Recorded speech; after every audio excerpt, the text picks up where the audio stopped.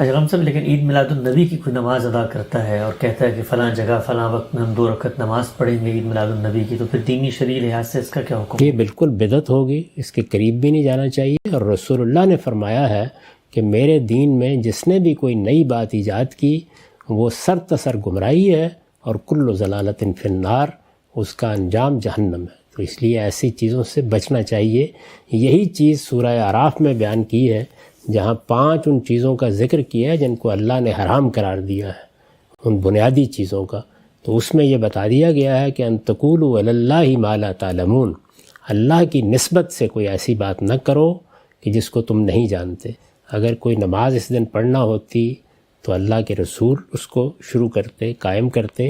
خود آپ کا کیا طریقہ تھا؟ اگر لوگ اس کو اختیار کریں تو کتنی پاکیزہ بات ہے کہ لوگوں نے پوچھا کہ آپ پیر کا روزہ رکھتے ہیں، تو فرمایا کہ ہاں اس دن میری پیدائش ہوئی تھی۔ تو اگر لوگوں نے اس یاد کو قائم رکھنا ہے تو ایسا کیوں نہ کریں کہ اس دن روزہ رکھیں، رسالت مآب صلی اللہ علیہ وسلم کی اتباع بھی ہوگی، پیروی بھی ہوگی۔